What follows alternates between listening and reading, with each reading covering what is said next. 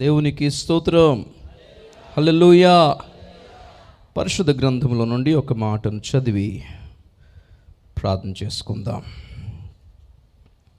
ప్రకటన గ్రంథం 12వ అధ్యాయము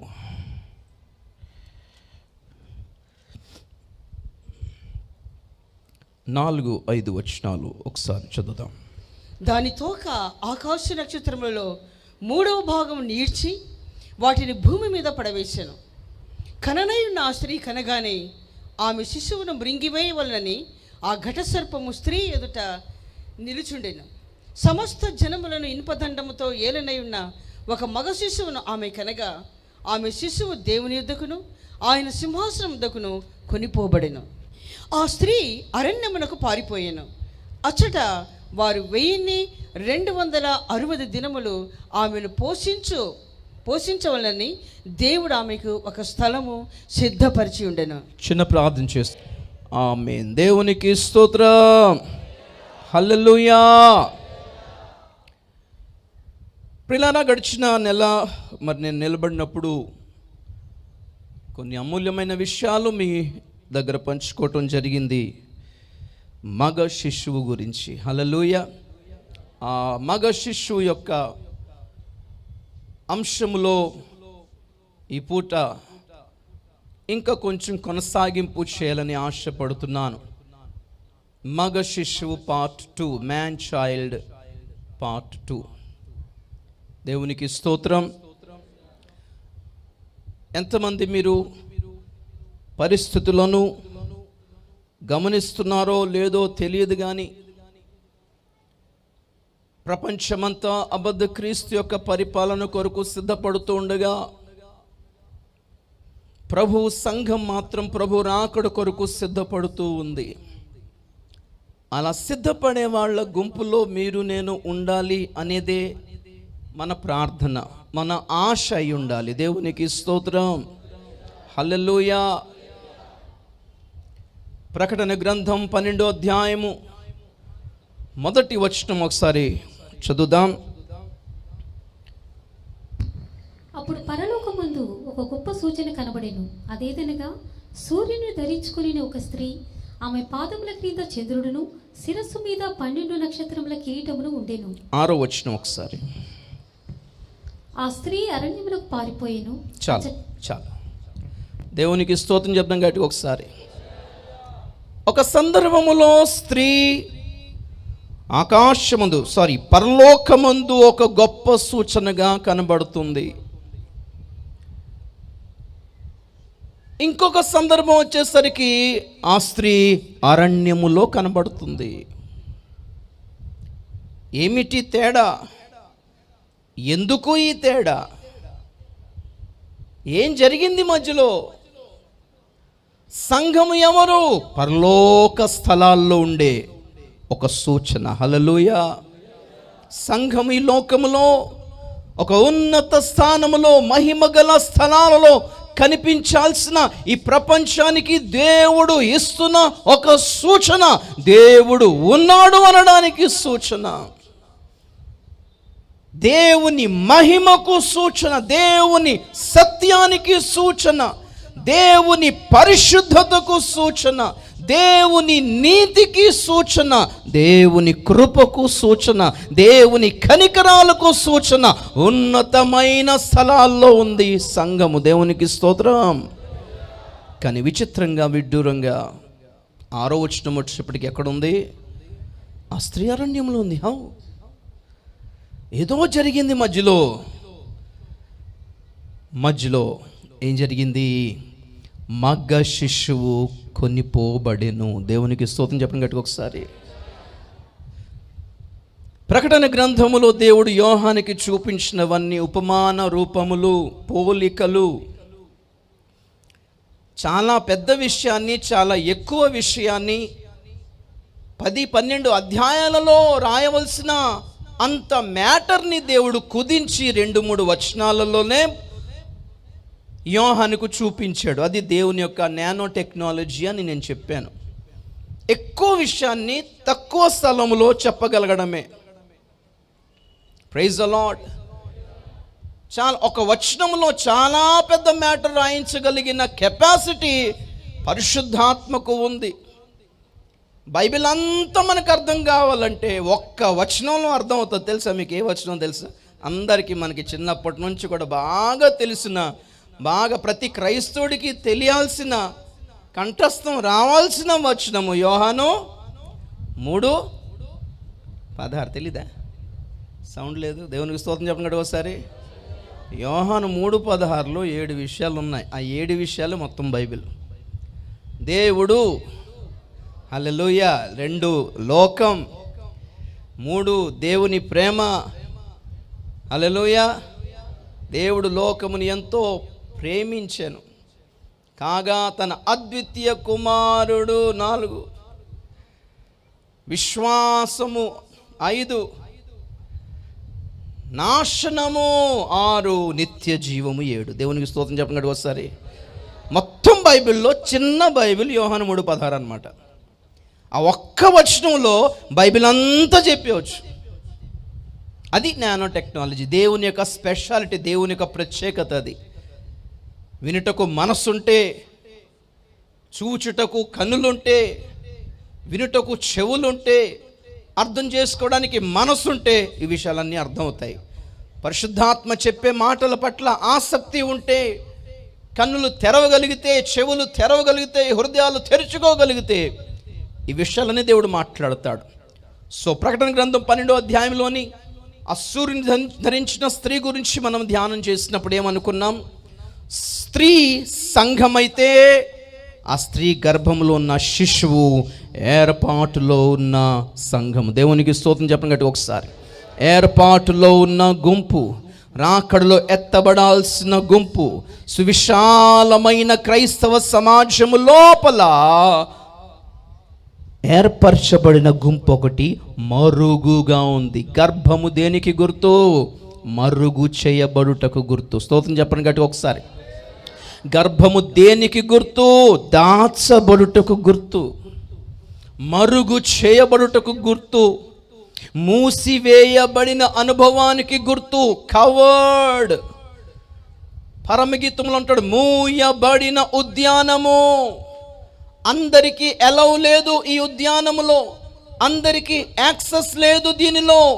ఏర్పాటులో ఉన్న వాళ్ళు మాత్రమే, దేవుడు ఏర్పరచుకున్న వాళ్ళు మాత్రమే ఈ గుంపులో చోటు చేసుకుంటారు, స్థలాన్ని సంపాదించుకుంటారు. ప్రియులారా, ఈరోజు మీ ముందు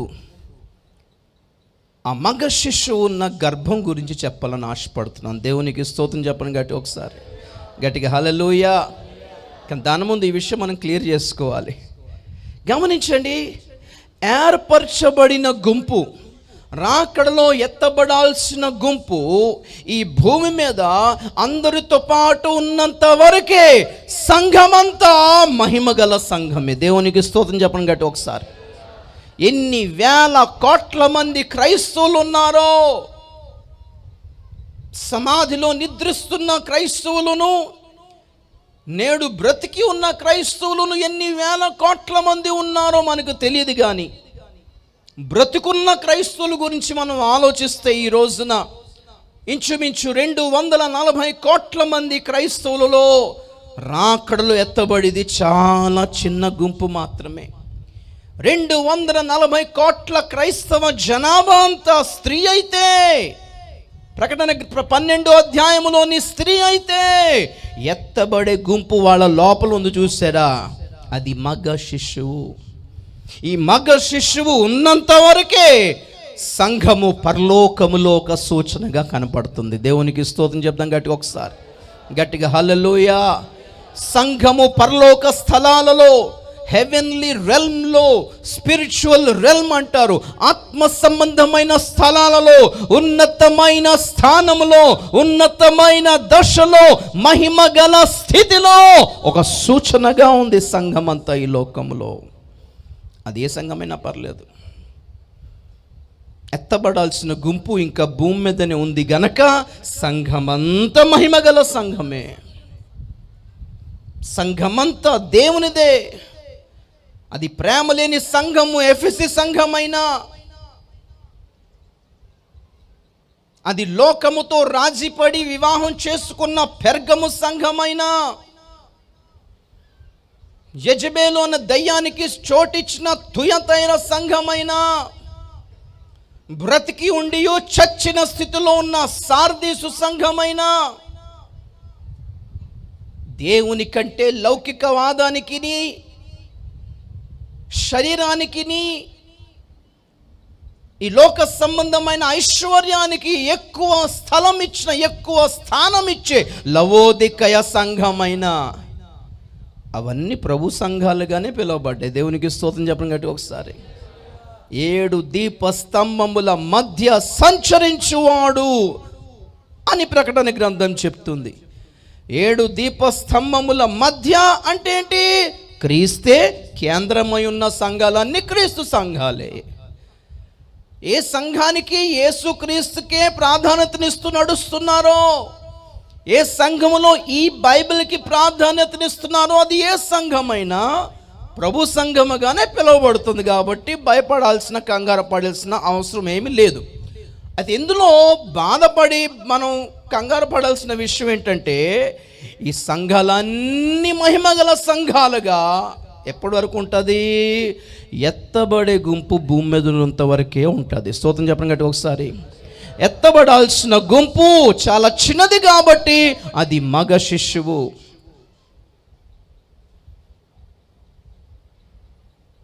ఏర్పాటు చేయబడిన వాళ్ళు కొద్ది మంది అన్నాడు కాబట్టి అది మగ శిష్యువు. చిన్న గుంపు గనక చిన్నదిగానే చూపించాడు. దేవునికి స్తోత్రం చెప్పడం గట్టి ఒకసారి. ఏలియాజరు ఎప్పుడైతే రెబ్కాను చూచాడో, చిన్నది చక్కనిది అన్నాడు. దేవునికి స్తోత్రం చెప్పండి ఒకసారి. పెళ్ళిడు వచ్చిన అమ్మాయి చిన్నదా? ఏం మాట్లాడుతున్నారు? హల్లెలూయా. చిన్నది శిశువు. Praise the lord. ఆ యోహాను పత్రికలో అయితే ఎన్నోసార్లు పౌలు కూడా తిమోతిని ఏమంటాడు తెలుసా? మనకి ఫుట్ నోట్లో కుమారుడైన తిమోతి అని ఉంది, కానీ ఆ ఫుట్ నోట్లో క్లియర్గా ఉంటుంది, నా పిల్లవాడవైన తిమోతి. పౌలు అనే మాటకు అర్థం ఏంటి? చిన్నవాడు, బచ్చా, చోటా. రే చోటే.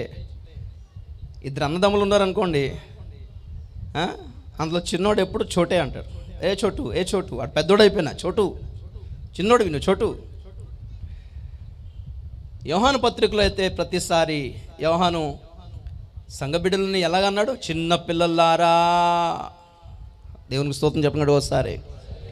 విగ్రహముల జోలికి పోకూడి చిన్న పిల్లలారా, జారత్వం జోలికి పోకూడి చిన్న పిల్లలారా. సంఘము దేవుని దృష్టికి ఒకందుకు చిన్నదే, శిశువు.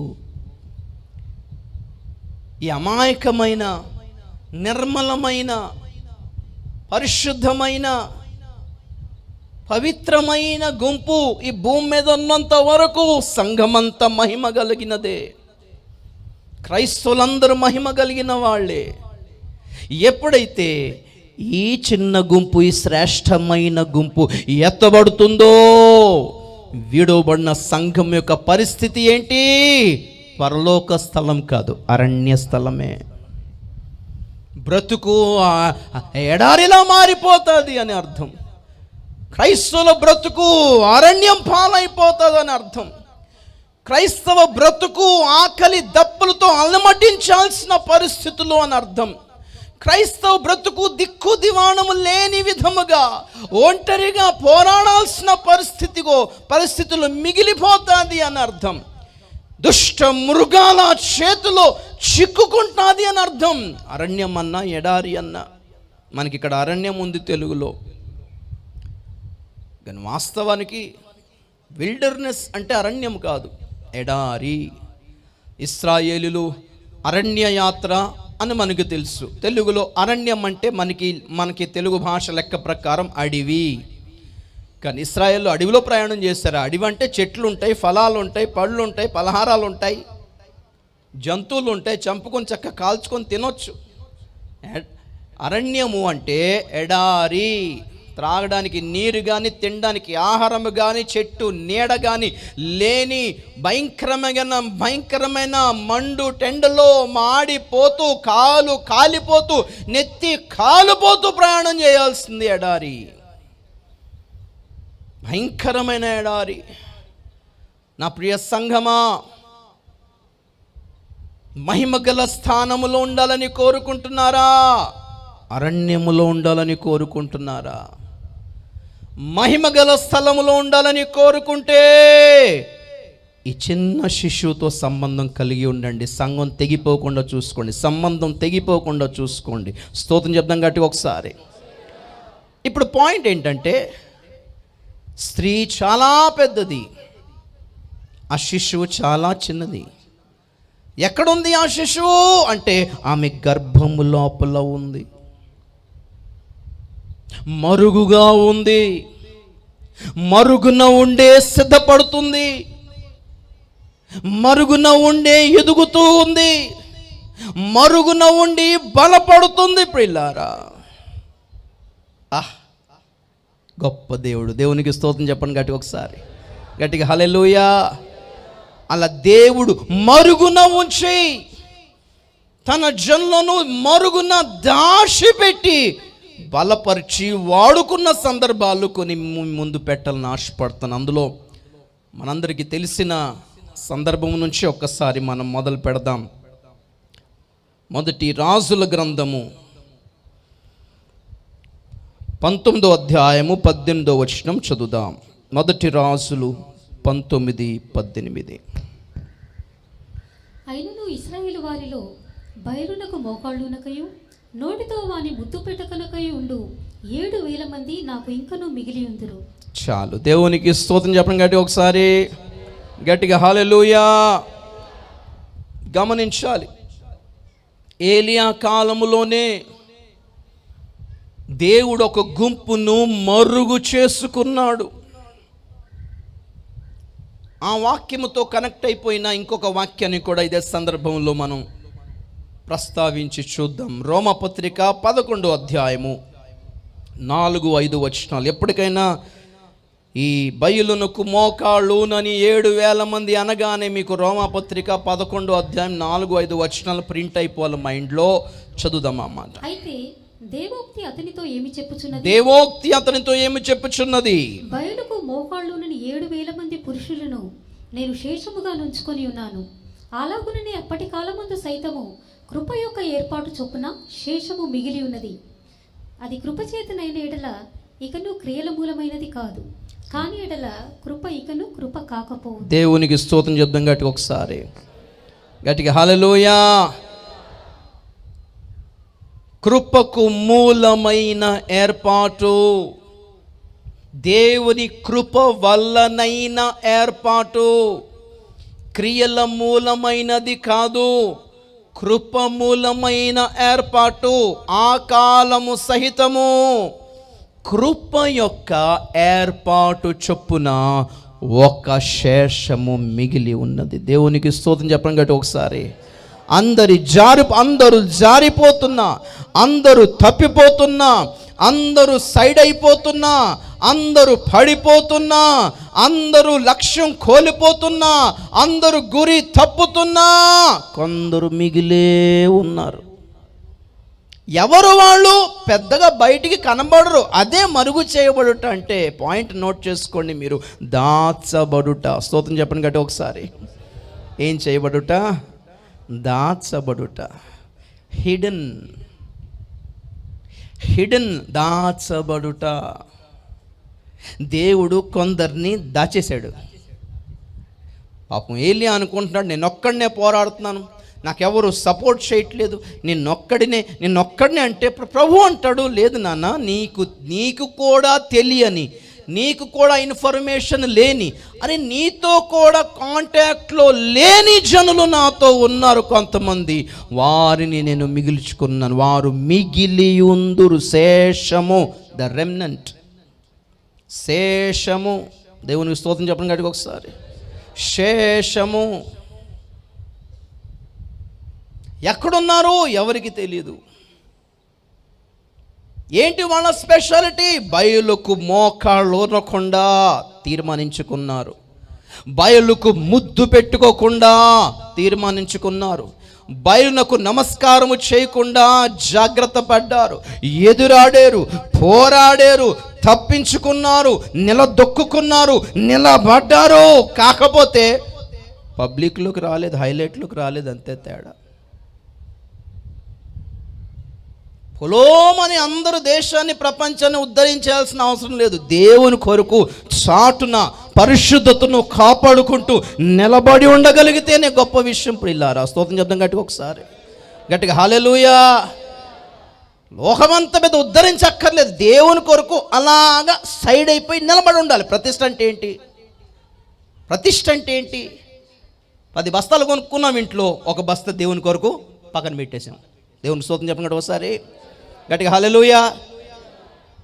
10,000 రూపాయల జీతం, దశమ భాగం 1,000 రూపాయలు తీసి ఏం చేసాం? పక్కన పెట్టేసాం. పక్కన అలా ఉండాలంతే, దేవుని కోసం ఉండాలి. దేవునికి ఏం పంతో మనకు అనవసరం. దేవునికి స్తోత్రం చెప్పండి గట్టిగా ఒకసారి. దేవుని కొరకు పక్కకు తీసి పెట్టేసే దాన్నే ప్రతిష్ట అంటారు. ఎవరు దాన్ని వాడకూడదు. దేవుడు ఎప్పుడు అడుగుతాడో మనకు తెలియదు. ఆ దేవుని ఇది నాది అన్నాడు అంతే, ఒకటే దేవుడు ఒకటే అన్నాడు, ఇది నాది, నా కోసం పక్కన పెట్టు, నా కొరకు ప్రత్యేకపరచుడి, నా కొరకు ప్రత్యేకంగా చేయుడి. దీంతో నీకు సంబంధం ప్రభు, నీకెందుకు, అది నాదంతే, నేను ఏదో చేసుకుంటాను. దేవుని స్తోత్రం చెప్పినట్టు ఒకసారి. యేసు ప్రభుని 18 సంవత్సరాలు దేవుడు అలాగ అట్టి పెట్టుకున్నాడు, అంతే, అలాగ అంతే అంతే. బయలుకు మోకాళ్ళు ఉన్నని ఆ 7,000 మంది ఆ ఇశ్రాయేల్ దేశంలో ఎన్ని ఘనకార్యాలు చేశారో లేదు, అక్కడ ఏం రాయబడలేదు, చేసినట్టు కూడా లేదు. ఏలియా ఒక్కడే చేశాడు పరిచర్య అంతా. కానీ వీళ్ళు ఏం చేశారు? ఏం లేదు, దేవుడు ఏర్పాటు చేసుకుని పక్కన పెట్టుకుని మరుగు చేసుకున్నాడు అంతే. అందరు ముందుకొచ్చి, అందరు పబ్లిక్లోకి వచ్చి, అందరు స్పీకర్లు అయిపోయి, అందరు హీలర్లు అయిపోయి, అందరు స్వస్థపరిచేసి, అందరు గొప్ప సంఘాలు కట్టేసి, అందరు దేశాన్ని ఉద్ధరించేసి, అందరు ప్రపంచాన్ని ఉద్ధరించాల్సిన అంత అవసరం ఏం లేదు.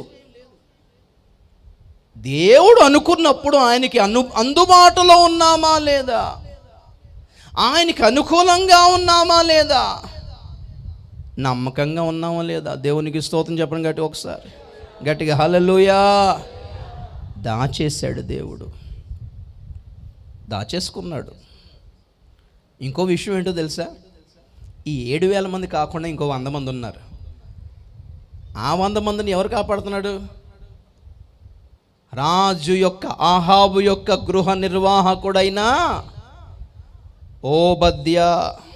చూడండి 4వ వచనం అనుకుంటా, 1 రాజులు 18:3-4. ఆహాబు తన గృహ నిర్వాహకుడకు ఓబద్యాను పిలిపించెను.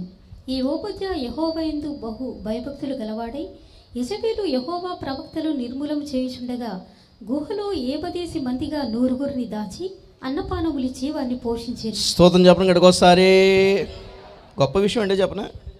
హలో, ఓబద్యా అతడు సేవకుడు కాదు, ప్రవక్త కాదు, దేవుని యందు బహు భయభక్తులు కలిగిన ఒక భక్తుడు. ఏం చేశాడంటే, ఆయన గొప్ప కార్యం చేసింది ఏంటిది? ఆయనకున్న జాబు, ఆయనకున్న ఆస్తి, ఆయనకున్న పరపతితో 100 మంది ప్రవక్తలను పోషించాడంట దాసి. దేవునికి స్తోత్రం చెప్పండి గట్టిగా ఒకసారి. ఏంటి ఒక విశ్వాసి 100 మంది సేవకులను పోషిస్తుంటే 100 మంది విశ్వాసులు కలిసి ఒక్క సేవకుని పోషించలేకపోతారు. ఎంత దారుణమైన దినాల్లో ఉన్నాం చూసారా మీరు? హలో, ఒక్క విశ్వాసి తనకున్న జాబ్ అంతా, తనకున్న ఆస్తి అంతా కేవలం సేవకుల్ని పోషించటానికే ఖర్చు పెట్టేస్తున్నాడు.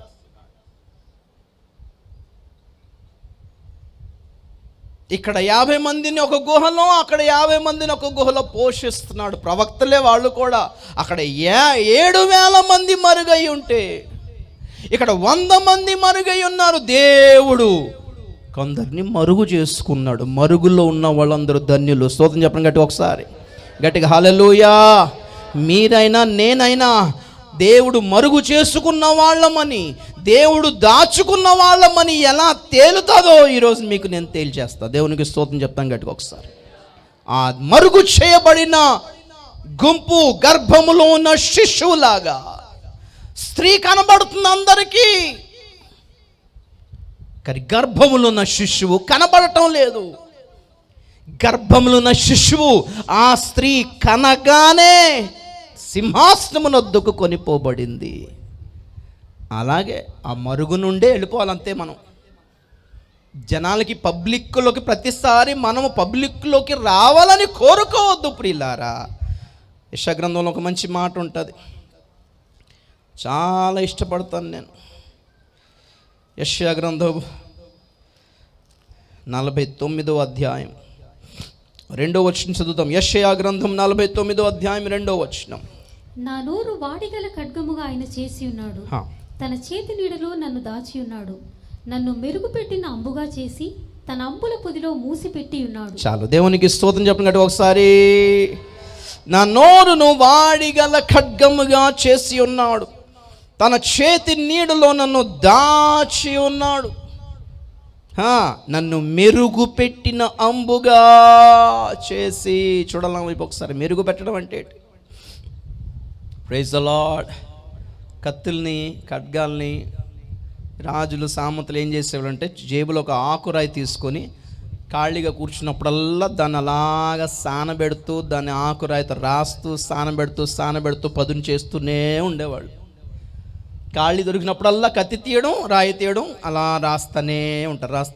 ఆ పదును అలాగ ఉంచుతారు. అలా దేవుడు మనలను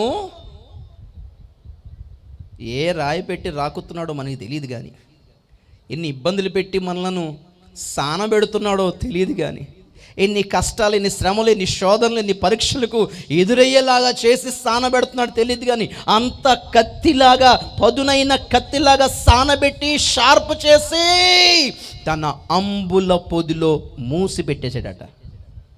దేవుని స్తోత్రం చెప్పినాడు ఒకసారి. అరే ఇంతగా సానబెట్టింది ఎందుకు? వాడుకోవడానికి కాదంటున్నాడు ఆయన. ప్రభు వాడుకోవా? లేదు, నేను లోపల పెడుతున్నాను అంతే. సానబెట్టి మూసిపెట్టేశాడు. ఎందుకు చెప్పండి సరే. శత్రువుతో పోరాడుతున్నప్పుడు ఈ ఆయుధం తీసి వాడి, ఆ ఆయుధం తీసి వాడి, ఇది వాడి, అది వాడితే వాడు మళ్ళీ వెళ్ళిపోయి మరలా వస్తుంటాడు. వాడు తప్పించుకుని మరలా వస్తుంటాడు. వాడు ఓడిపోయినట్టుగా చేసి మరలా లేస్తుంటాడు. అన్ని ఆయుధాలు అయిపోతే అప్పుడు సైతాన్ ఏమనాలి? దేవుణ్ణి, అయిపోయిందా, ఆయుధాలన్నీ అయిపోయినాయా, అది సంగతి అంటాడు. సైతాన్ ఎప్పుడైతే దేవుడు ఓడిపోతున్నాడు అనుకుంటాడో, నువ్వు నిలబెట్టిన సేవకులందరూ పడిపోయారులే, వాళ్ళందరినీ పడగొట్టేశానులే అని సైతాన్ ఎప్పుడైతే మురిసిపోతుంటాడో, అప్పుడు దేవుడు మూసిపెట్టిన ఈ కత్తిని తీస్తాడు. చప్పల కొట్టలు గట్టిగా ఒకసారి గట్టిగా హల్లెలూయా, హల్లెలూయా. అలా దాచిపెట్టి, మరుగుపరిచి, మూసిపెట్టిన అంబును తీసి ఒకే వేటుతో శత్రు గుండెల్లో కస్సం దిగేలా చేస్తాడు. స్తోత్రం చెప్తాం గట్టిగా ఒకసారి. కాబట్టి 40-50 సంవత్సరాలు వాడబడాలని కోరుకోకండి. ఒక్కరోజు చాలు ప్రియులారా సైతాను గుండెల్లో కత్తిలా దిగడానికి. దేవునికి స్తోత్రం చెప్పండి గట్టిగా ఒకసారి. గట్టిగా హల్లెలూయా. ఎంత విస్తారమైన సేవ చేశాము అన్నది కాదు, ఒక్క దెబ్బతో శత్రు గుండెల్లో గుచ్చామా లేదా చాలు ప్రియులారా. ఒక్క దెబ్బ, దేవుడు తృప్తేలాగా ఒక్క దెబ్బ చాలు ప్రియులారా. దేవునికి ఆ విధంగా పనికి వచ్చేలాగా ఉందుముగాక. హల్లెలూయా. దేవుడు అంత నమ్మకం పెట్టుకున్నాడు మన మీద. మరి సైతాన్ అట చూసావా, ఆ సంఘం సైడ్ అయిపోయా, ఇదిగో ఈ సేవకుడు ఇటుపోయే, ఇంకేం చేస్తావు నువ్వు, అందరినీ నా దారిలో తెచ్చేసుకుంటున్నాను, ఇదిగో దేవుడా చూడు, మరి ఎవరెవరినో నిలబెట్టి అందరి మీద ఎన్ని ఆశలు పెట్టుకున్నావో, పెద్ద పెద్ద సంఘాల మీద ఎన్ని ఆశలు పెట్టుకున్నావో, పెద్ద పెద్ద సేవకుల మీద ఎన్ని ఆశలు పెట్టుకున్నావో, కొత్తగా సేవకు వచ్చిన కుర్రోళ్ళ మీద ఎన్ని ఆశలు పెట్టుకున్నావో, అందరు పోయారు. అప్పుడు దేవుడేమనాలి? బయలుకు మోకాళ్ళునని 7,000 మంది నాకున్నారు అనాలి. స్తోత్రం. స్తోత్రం చెప్తాం గట్టిగా ఒకసారి. హల్లెలూయా. మరుగుగా ఉన్నారని బాధపడుతున్నారా? నన్ను ఎవరు పట్టించుకుంటలేదని బాధపడుతున్నారా? నాకు పేరు రావట్లేదని పడుతున్నారా? దేవుడు వాడుకుంటలేదేంటని బాధపడుతున్నారా? అరే నాకు కూడా ప్రత్యక్షతలు ఉన్నాయి, నేను కూడా చదువుతున్నాను కదా, నేను కూడా మానబడవచ్చు కదా, వీళ్ళు మానబడుతున్నారే, నేను ఎప్పుడు మానబడుతున్నానని బాధపడుతున్నారా? బాధపడకండి. దేవుడు మిమ్మల్ని మెరుగైన అంబుగా చేసి సానబెట్టి పొదును పెట్టి తన అంబుల పొదిలో చాలా శ్రేష్టమైన ఆయుధంలాగా దాచిపెట్టి మూసిపెట్టాడు. హల్లెలూయా. ఊరికే జంప్ అయిపోవడానికి ప్రయత్నం చేయకండి, పబ్లిక్లోకి రావాలని ప్రయత్నం చేయకండి. లైవ్లోకి వచ్చేయాలి, ఫేస్బుక్ లైవ్లోకి వచ్చేయాలి, యూట్యూబ్ లైవ్లోకి వచ్చేయాలి, నా పేరు కూడా పోస్టర్ల మీద పడాలి, నా పేరు కూడా పాంప్లెట్ల మీద పడాలి, నేను కూడా పాడాలి, నేను కూడా స్టేజ్ మీద కనబడాలని ఉవ్విళ్ళూరకండి. దేవుని ప్రణాళిక మీ పట్ల కొంచెం వేరేగా ఉందేమో. దేవునికి స్తోత్రం చెప్తాం గట్టిగా ఒకసారి. ఈ పోస్టర్ల మీద పాంప్లెట్ల మీద పబ్లిసిటీ సంపాదించుకున్న వాళ్ళ కంటే మీరు చాలా శ్రేష్టమైన ఆయుధాలేమో దేవుని కొరకు దాచిపెట్టుకున్నాడు. దేవుడు మీ మీద ఎంత నమ్మకం పెట్టుకున్నాడో దేవునికి స్తోత్రం చెప్తాం గట్టిగా ఒకసారి. గట్టిగా హల్లెలూయా. అరే అందరూ పబ్లిక్లో కనబడుతున్నారు ప్రభువా, నేను కనబడతలేదేంటి ప్రభువా అనుకుని బాధపడొద్దు. సంతోషించాల్సింది ఏంటంటే దేవుని అంబుల పొదిలో ఉన్నామని సంతోషించండి, దేవుని ఏర్పాటులో ఉన్నామని సంతోషించండి, దేవుడు దాచుకున్నాడు అని సంతోషించండి, దేవుడు మరుగు చేసుకున్నాడు అని సంతోషించండి, దేవుని చాటున ఉన్నారని సంతోషించండి. దేవునికి స్తోత్రం. మత్తయి సువార్త 13వ అధ్యాయం 44వ వచనం చదువుదాం. మత్తయి సువార్త. పరలోక రాజ్యము పొలములో దాచబడిన ధనమును పోలి ఉన్నది. చదవండి. ఒక మనుషుడు దాని కనుగొని దాచిపెట్టి అది దొరికిన సంతోషంతో వెళ్ళి తనకు కలిగినదంతయు అమ్మి ఆ పొలమును కొనును. చాలు. దేవునికి స్తోత్రం చేద్దాం గట్టిగా ఒకసారి. చాలాసార్లు చెప్పాను ఈ సందర్భాన్ని. పరలోక రాజ్యము పొలమును పోలి లేదు, పొలములో దాచి పెట్టబడి ఉన్న ధనమును పోలి ఉన్నది. స్తోత్రం చెప్పడం గట్టి ఒకసారి గట్టిగా హల్లెలూయా. అది ఒక మనుష్యుడు కనుగొన్నాడంట. చూడాలి. ఏం చేశాడు? కనుగొన్నాడు. బ్రదర్ సిస్టర్, కొన్ని విషయాలు, కొన్ని శ్రేష్టమైన విషయాలు పబ్లిక్లో కనబడవు. They have to be discovered. అవి కనుగొనబడాలి. దేవుడు కనుగొన్నాడంట. స్తోత్రం చెప్పండి గట్టి ఒకసారి. నన్ను కనుగొంటివే. భయం పాటది. దేవుని స్తోత్రం చెప్తాం గట్టిగా ఒకసారి. కనుగొన్నాడంట. కనుగొని ఏం చేశాడు? చెప్పేశాడా? దాచిపెట్టి. ఏం దాచిపెట్టాడు? సంగతి దాచిపెట్టి. పలానా పొలంలో పలానా చోట ధనము దాచిపెట్టబడి ఉందని, హిడెన్ ట్రెషర్, దాచిపెట్టబడిన ధనముందన్న సంగతిని కూడా దాచిపెట్టి బేరవాడి తన అనుకున్న దానికంటే ఎక్కువ విలువైన డబ్బులు ఖర్చు పెట్టాల్సి వస్తుందని చూసి తనకున్న యావత్తును అమ్మి ఆ పొలంను కొన్నాడు. పొలంను ఎందుకు కొన్నాడు? పొలంతో సంబంధం ఆ దేవునికి. పొలం అంటే ఏంటి అని చెప్పాను చాలాసార్లు. 38వ వచనం. పొలం అంటే ఏంటి? 13:38 మత్తయి. పొలము లోకము. చాలక్క, చాలు అంతే. ఒక మాటతో తేలిపోవాలి. దేవుని స్తోత్రం చెప్పండి కూడా ఒకసారి. పొలము లోకము. పొలాన్ని కొన్నాడు, కానీ లక్ష్యం ఏంటి? పొలమా? దాచిపెట్టబడిన ధనమే. ఆ సంగతినే దాచిపెట్టాడు. పొలము లోకమైతే దాచబడిన ధనము ఏర్పాటులో ఉన్న గుంపు. స్తోత్రం చెప్పండి గట్టిగా ఒకసారి. ఎవరు ఏర్పాటులో ఉన్నారు అన్న సంగతి దాచిపెట్టాడు, అంతే తేడా. అక్కడ ఓబద్య చేతిలో 100 మందిని దాచినట్టు ఇక్కడ ఏలియా దగ్గర 7,000 మందిని దాచిపెట్టినట్టు, అక్కడ స్త్రీ గర్భంలో ఉన్న శిశువు దాచిపెట్టబడినట్టు కొందరిని దేవుడు దాచిపెట్టుకున్నాడు. మరి వాళ్ళు ఎవరో తెలుసా?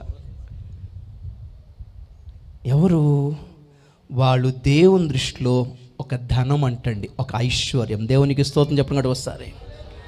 మిమ్మల్ని నన్ను దేవుడు ధనముగా, ఐశ్వర్యముగా భావించి తనకున్న సర్వస్వమును వదులుకొని మనం కొనుక్కోవడానికి వచ్చాడంటే ఆలోచించండి ఒక్కసారి.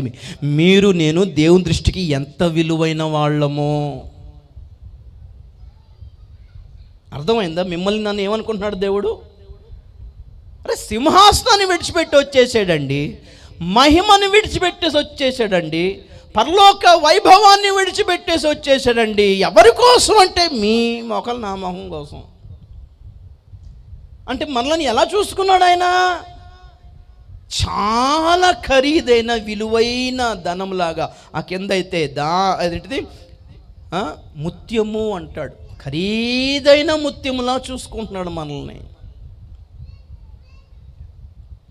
మనల్ని ఎక్కువ విలువైన వాళ్ళగా దేవుడించి అన్నీ విడిచిపెట్టి వచ్చినప్పుడు మనము ఆయనని అన్నిటికంటే ఎక్కువ విలువైన వాడిగా ఎంచి లోకాన్ని విడిచిపెట్టి వెళ్ళొద్దా? ఆయన పరలోకాన్నే విడిచిపెట్టేసినప్పుడు మన కొరకు మనం కనీసం లోకాన్ని విడిచిపెట్టొద్దా అండి దేవుని కొరకు? ఆయన దృష్టికి మనమే విలువైన వాళ్ళం అనుకుంటే మరి మన దృష్టికి ఆయన విలువైన వాడిగా ఉండొద్దా? నా స్వకీయమైన సంపాద్యము అంటాడు మలాకి గ్రంథం 3వ అధ్యాయం 17వ వచనం. మలాకి గ్రంథం 3వ అధ్యాయం 17వ వచనం.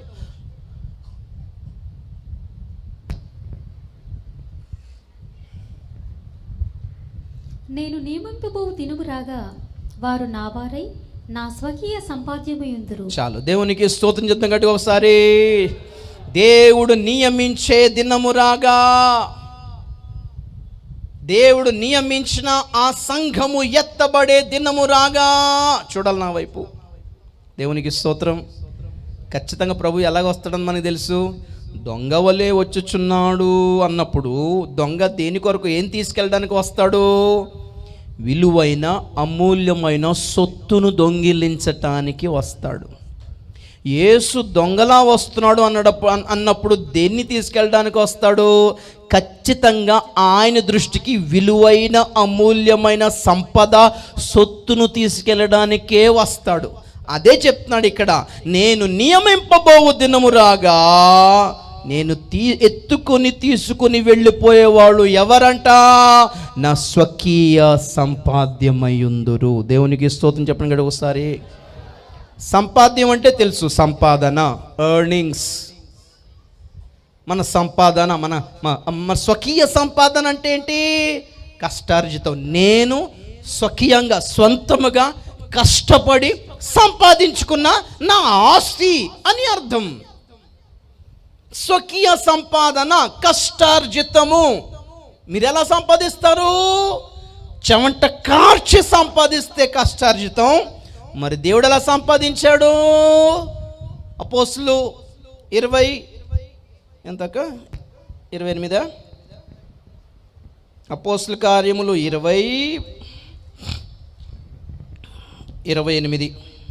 దేవుడు తన స్వరక్తం ఇచ్చి సంపాదించిన తన సంఘమును కాయుటకు. చాలు. దేవుడు తన స్వరక్తం ఇచ్చి సంపాదించిన సంఘం. స్తోత్రం చెప్పండి ఒకసారి. దేవుడు రక్తము కార్చి సంపాదించిన సంఘాన్ని ఇంకెవరో దొంగిలిస్తానంటే ఎందుకు ఊరుకుంటాడు? ఇంకెవరో కిడ్నాప్ చేసి తీసుకెళ్ళిపోతాను ఈ కన్యకను అంటే ఎందుకు ఊరుకుంటాడు? ఇంకెవరో వచ్చి గలిబిలి చేస్తానంటే ఎందుకు ఊరుకుంటాడు? మీరు చెమట కార్చి సంపాదించిన ఆస్తి మీద వేరే వాడు కన్ను పెడితే మీరు పోరాడరా? మీరు కేసు పెట్టరా?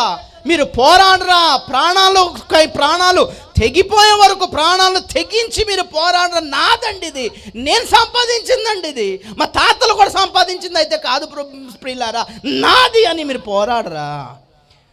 చెమట కార్చి సంపాదించిన దానికే మీరు అంత హక్కుగా పోరాడితే, రక్తం కార్చి సంపాదించిన దాని కొరకు దేవుడు ఎంత పోరాడాలి?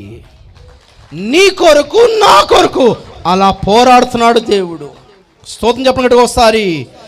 ఎందుకు అంటే ఆయన దృష్టికి మనము స్వకీయ సంపాద్యము,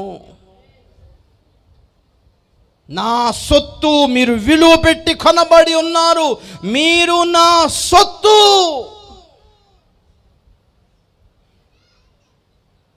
హల్లెలూయా.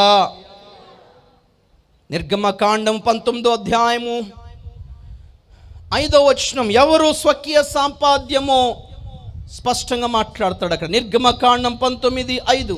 కాగా మీరు నా మాట శ్రద్ధగా విని నా నిబంధనను అనుసరించి నడిచిన ఎడల మీరు సమస్త దేశ జనులలో నాకు స్వకీయ సంపాద్యమగుదురు. స్తోత్రం చెప్పండి గడిగా ఒకసారి. నా వైపు చూడాలి. స్తోత్రం చెప్పండి గడిగా ఒకసారి. అలాగని క్రైస్తవులందరూ ఆయన సొత్తేం కాదు. ఎవరంట? మీరు నా మాట శ్రద్ధగా విన్నవాళ్ళైతే, రెండోది నాతో నిబంధన చేసుకున్న వాళ్ళైతే, నాతో నిబంధన చేసుకుని ఆ నిబంధనను అనుసరించి నడుచుకున్న వాళ్ళైతేనే ఈ సమస్త దేశ జనులలో మీరు నా స్వకీయ సంపాద్యమయ్యుందురు. దేవునికి స్తోత్రం చెప్పినట్టుగా ఒకసారి.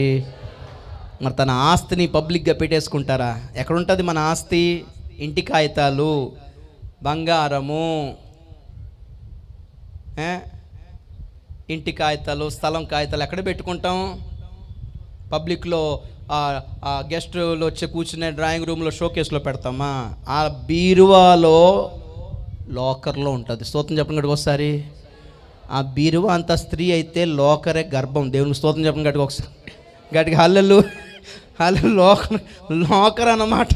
స్త్రీ గర్భములో ఉన్న శిశువు లోకర్లో ఉన్న దేవుని సొత్తు. దేవునికి స్తోత్రం చెప్పండి గట్టిగా ఒకసారి. గట్టిగా హల్లెలూయా. చూద్దాం ఎవరిని దేవుడు ఎందుకు దాచిపెట్టుకున్నాడో 2-3 విషయాలు చూపించి ముగించేస్తాను. హెబ్రీ పత్రిక 11వ అధ్యాయము 23వ వచనం చదువుదాం. హెబ్రీ పత్రిక 11వ అధ్యాయం 23వ వచనం. మోషే పుట్టినప్పుడు అతని తల్లిదండ్రులు ఆ శిశువు సుందరుడై ఉంట చూసి విశ్వాసమును బట్టి రాజాజ్ఞకు భయపడక 3 మాసములు అతని దాచిపెట్టిరి. చాలు. దేవునికి స్తోత్రం చెప్పండి గట్టిగా ఒకసారి. కొంచెం చెప్పడం గట్టిగా.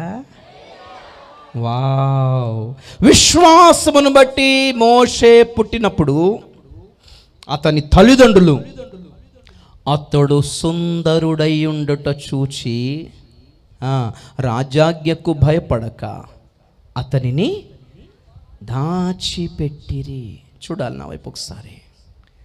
ఇశ్రాయేలీలో, ఆ ఐగుప్తు దేశంలో ఇశ్రాయేలీలకు వ్యతిరేకముగా ఒక ఆజ్ఞ, ఒక జీవో పాస్ అయింది గవర్నమెంట్ నుంచి. ఏమిటి? మగ సంతానము ఎవరు పుట్టినా చంపేయండి. మగ పిల్లలు పుడితే వాళ్ళని నైలు నదిలో పారవేయండి. నైలు నదిలోని మొసళ్ళు ఆ చంటి పిల్లల్ని, ఎంతమంది పిల్లల్ని పీక్కుని తినేస్తాయో మనకు తెలియదు. కానీ ప్రియులారా, దేవుడు మోషేను దాచిపెట్టుకున్నాడు. స్తోత్రం చెప్పండి గట్టిగా ఒకసారి. గట్టిగా హల్లెలూయా. దేవుడు మోషేను దాచిపెట్టేలాగా తల్లిదండ్రులకు ఆజ్ఞాపించాడు. వారు దేవుని ఆజ్ఞకు లోబడ్డారు. రాజాజ్ఞకు భయపడక, అక్కడ యెజబేలు రాణి యొక్క ఆజ్ఞకు భయపడక 7,000 మందిని దేవుడు ఎలా దాచుకున్నాడో, ఇక్కడ మోషేను దేవుడు ఎలా దాచుకున్నాడు. దేవునికి స్తోత్రం చెప్పండి గట్టిగా ఒకసారి. ఆ మధ్య మోషే గురించి ధ్యానం చేసినప్పుడు చాలా ఆశ్చర్యకరమైన విషయాలు కనిపించాయి. మోషే లైఫ్ అంతా దాచబడుటయే. ఇక్కడ పుట్టినప్పుడు 3 నెలలు దాచారా? ఆ తర్వాత ఎక్కడ దాచింది? జమ్ము పెట్టెలో దాచబడ్డాడు. నైలు నదిలో ఉన్న ఆ మొసలి తినకుండా ఎలా కాపాడాడు దేవుడు. దేవుని స్తోత్రం చెప్పండి గట్టిగా ఒకసారి. గట్టిగా హల్లెలూయా. తర్వాత ఐగుప్తుకు మరుగుగా 40 సంవత్సరాలు మిద్యాను అరణ్యములో దాచబడ్డాడు. Praise the lord. తర్వాత ఈ ఈ ఈ కింద సీనాయి పర్వతం కింద అందరూ దూడ దగ్గర గంతులు వేయుచుండగా సీనాయి పర్వతంలో ఒక్కడే దాచబడ్డాడు అక్కడ. Praise the lord. అలా చివరికి మోషే చనిపోయిన తర్వాత సమాధి కూడా దాచేసాడు అంతే. ఎందుకు దాచాడు? దానికి రెండు రీజన్స్ ఉన్నాయి. ఇక్కడ చూడండి, హెబ్రీ పత్రిక 11:23లో అతడు సుందరుడు అయ్యుండుట చూచి, నిర్గమ 2వ అధ్యాయంలో కూడా అతడు సుందరుడు అయ్యుండుట చూచి అన్నాడు. కానీ దాని అసలు అర్థం ఎవరు చెప్పారు? స్టెఫెను చెప్పాడు. చూడండి, అపోస్తల కార్యములు 7వ అధ్యాయము 20వ వచనం. అపోస్తల కార్యములు 7వ అధ్యాయము 20వ వచనం. ఆ కాలమున మోషే పుట్టెను. అతడు దివ్య సుందరుడై. వావ్, దాన్ని రెడ్ పెన్తో రౌండ్ చేసుకోండి. అతడు దివ్య సుందరుడై తన తండ్రి ఇంట 3 నెలలు పెంచబడెను. చాలు, దేవునికి స్తోత్రం చెప్పండి ఒకసారి. ఏం సౌందర్యం అంటండి అది. హల్లెలూయా. నా విషయంలో ఒకసారి దివ్య సుందరుడు. దివ్య అంటే దైవికమైన, గ్రీకులో అంటాడు థియాస్, దైవికమైన సౌందర్యం అంటండి అది. Divine beauty. పౌడర్ అద్దుకున్న అందం కాదది. మేకప్లు వేసుకున్న అందం కాదది. మనుషుల్ని ఆకర్షించేలాంటి అందం కాదది. దేవుణ్ణి ఆకర్షించిన అందం అంట. స్తోత్రం చెప్పండి గట్టిగా ఒకసారి, గట్టిగా హల్లెలూయా. దివ్య సుందరుడు. దావీదు గురించి చెప్పిన చూసారు ఒకసారి. అతడు ఎర్రని వాడును, చక్కని నేత్రములు గలవాడు. అరే, ఇందాకే సమూయేలుతో అంటివి ప్రభువా, ఏమని? దేవుడు నరుని పై రూపం చూడడం అన్నవాడు. ఎర్రని వాడు, చక్కని నేత్రాలు అంటావండి ప్రభు అంటే, దేవుడు అంటాడు నేను చూచే ఎరుపు వేరు, నేను చూచే కళ్ళు వేరు. స్తోత్రం చెప్పండి గట్టిగా ఒకసారి, గట్టిగా హల్లెలూయా, హల్లెలూయా. ఎర్రని వాడు అంటే యేసు రక్తంతో కడగబడిన వాడు అని అర్థం. యేసు రక్తంలో తడిచినవాడు అని అర్థం. చక్కని నేత్రాలు కలిగిన వాడంటే ఆంతర్య నేత్రాలు తెరవబడిన వాడు అని అర్థం. ఆత్మ సంబంధమైన దానిని నిదానించి చూడగలిగిన వాడు అని అర్థం. ప్రియులారా, దేవుణ్ణి ఆకర్షించే అందం అది కాదా? అతడు దివ్య సుందరుడు. ప్రియులారా, దేవునికి ఆకర్షించబడే లాంటి జీవితం మీది నాది అయితే మనము దాచబడి ఉన్నాం. దేవునికి స్తోత్రం చెప్పండి గట్టిగా ఒకసారి, గట్టిగా హల్లెలూయా, హల్లెలూయా. రెండోది ఎందుకు దాచుకున్నాడు మోషేని? బంధకాలలో ఉన్న జనులను విడిపించి. ఏంటి లక్ష్యం? అరణ్యమా? ఏంటి లక్ష్యం? ఐగుప్తు దేశంలో ఇశ్రాయేలుకి అద్భుతమైన ఫెసిలిటీస్ కలిగజేసేలాగా, గవర్నమెంట్ మారిపోయేలాగా, ఫరోకి మారమనసు వచ్చేలాగా, ఫరోకిని ఇశ్రాయేలుకి మత సామరస్యం కలుగజేసే పరిచయం చేయడానిక మోషేని అనుకున్నది లేదు. ఐగుప్తులో నుండి వారు బయటపడి కనాను చేరుటయే లక్ష్యం. మోషేని అందుకే నిలబెట్టుకున్నాడు. స్తోత్రం చెప్పండి ఒకసారి. ఈ దర్శనము కలిగిన వాళ్ళు దాచబడి ఉంటారు. ప్రియులారా, జనులు లౌకిక బంధకాల నుంచి విడుదల పొంది దివ్యమైన మహిమ గల కనాను వైపునకు నడిపించే దర్శనము కలిగిన వాళ్ళను దేవుడు దాచుకుంటాడు. ప్రియులారా, మరుగు చేసుకుంటాడు. వారికి వ్యతిరేకంగా ఎన్ని రాజాజ్ఞలు వచ్చినా, ఎన్ని పోరాటాలే ఉన్నా, దుష్టుని ఏ కుతంత్రాలే ఉన్నా దేవుడు దాచుకుంటాడు. స్తోత్రం చెప్పండి ఒకసారి. జనుల దృష్టికి, మనుషుల దృష్టికి వాళ్ళు ఆకర్షింపబడతారో లేదో తెలియదు, కానీ వారి అందము మనుషులు ఆకర్షింపదగినదిగా ఉంటుందో లేదో తెలియదు, కానీ దేవుడు మాత్రం ఆకర్షింపబడ్డాడు వాళ్ళకి. దివ్య సుందరుడు. స్తోత్రం చెప్పండి గట్టిగా ఒకసారి, గట్టిగా హల్లెలూయా. రెండో పాయింట్ చూడండి. యెహోషువ గ్రంథం 2వ అధ్యాయము 6వ వచనం. యెహోషువ గ్రంథం 2వ అధ్యాయం 6వ వచనం.